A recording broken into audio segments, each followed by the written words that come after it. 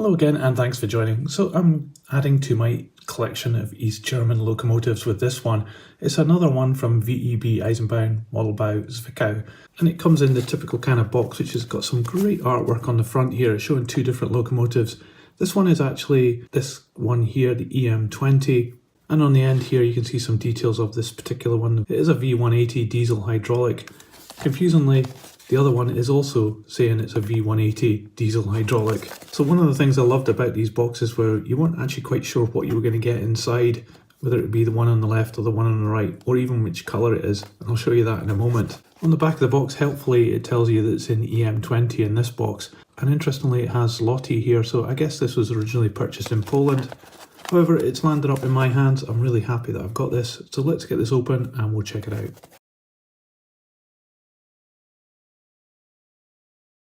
We have a couple of leaflets with this model. This one here giving you some instructions about how to keep the model in good running order. It's in various different languages, but we do have English up here. It's quite a thick piece of paper, this one. And also at the back here you can see the address from the company. And I think this is the exporter here in Germany, but it's obviously East Berlin. And we have a smaller leaflet here which I think gives some information about this locomotives in particular. Again, it's in various languages, but none of it is in English, unfortunately. Still a cool looking design on this, very retro look. And here is the model in this great red and cream livery, so not blue at all. So looking at this closer up, we'll start at the front here. You can see that the masking isn't too good. It's very fuzzy on the cream band there, and it's not so good at the little corners of these lights here either.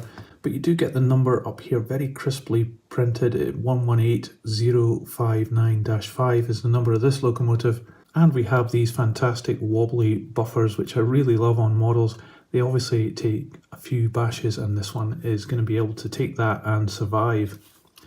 Very crude little coupling hanging out the front here, just a little simple hook, which is attached to the bogies. It does look as though we might have lighting on this model.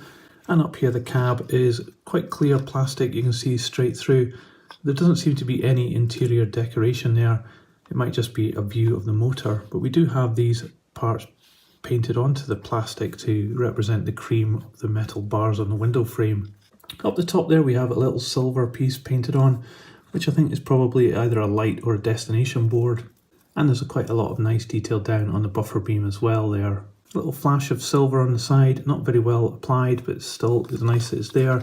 And we have some silver on these handles by the door, but the paint is a bit sloppy on the door handle, and also I don't know what that is going on at the top of the door there, that silver piece there.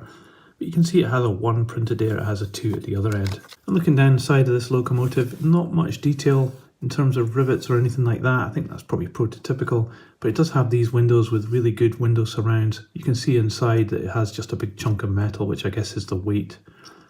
And it has a fair representation of grills up here. In the middle we have Deutscher Reichsbahn and the number again.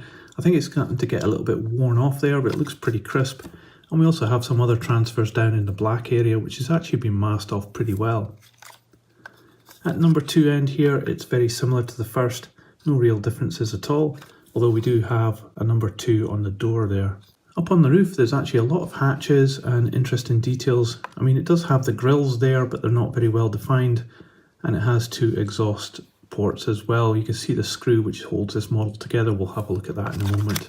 The central part between the 2 bogies has absolutely nothing on it whatsoever, but that might be prototypical. And the bogies, they're fairly simple moulding, but they do have a great look to them, especially with the spring detail and some pipework as well. Underneath you can see the GUTZOLD logo, so it was a bit of a confusing time when it was either VEB or GUTZOLD, or then it became Pico. And finally, just to note, we've got some steps here in line with the doors coming down.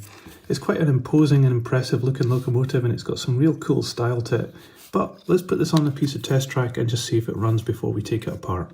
So nothing special here, just a bit of old Hornby track and my old H&M controller given 12 volts DC. So let's give it some power and see if it works.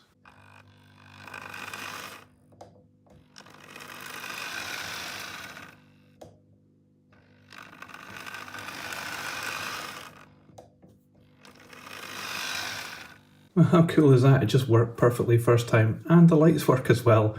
That's brilliant. Anyway, let's get this open, we'll have a look at the mechanism.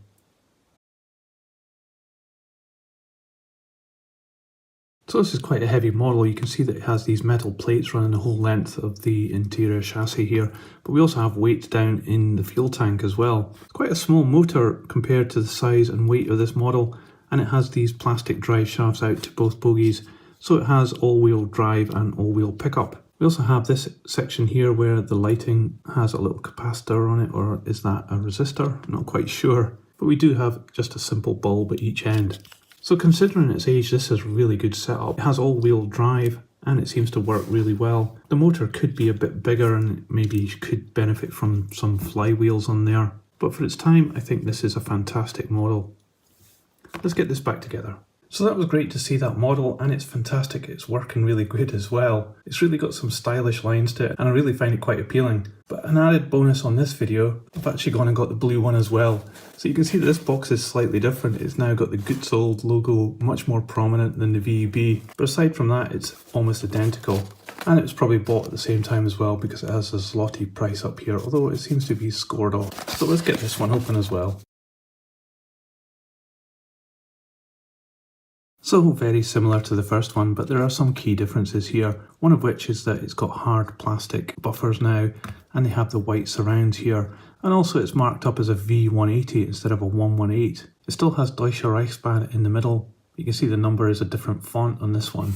Aside from that, it's very similar. It's got the same kind of problems with some dodgy masking here and there, strange little pieces of silver which have been added but not very well, and a bit of fuzziness going on with the masking at each end. But this one does suffer a little bit up here in the windows where the paint has started to wear off as well. Here it's a bit cracked and just getting worn away over age. But aside from that, it's identical model and it looks quite smart in the blue colour as well. Let's see if we can get this one running too.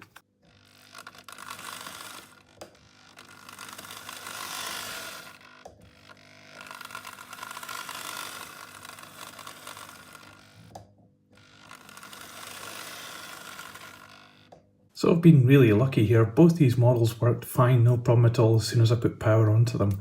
Yes, they're noisy, but I suspect that's probably prototypical. So let's put one of these on the scales and we'll just see how much it weighs. So the model comes in at 432 grams. So these are fantastic models, I really love them, and I'm happy to have them in my collection of East German locomotives. I think they've both proven that these models continue on and on. They seem quite robust and have lasted the length of time. Yes, they're not up to today's standards, but they have some style to them and they have appeal as well because they've got loads of character. You can also pick these up relatively cheap compared to prices of other models, and I think they would make great items to add to your collection. The one that's missing here though is the final EM19 model, which is another V180, and I've actually got that as well. So I'm going to show you that in the next video. And I'm going to put one of these on the turntable so you can see all the way around. For the time being though, thanks for watching this. Let me know what you think of these locomotives in the comments below. And if you liked this video, please give it a thumbs up. You can subscribe for more news and model railway reviews. Check out one of my other videos, you can see a link on screen. But that's it for this one. Thanks for watching. See ya.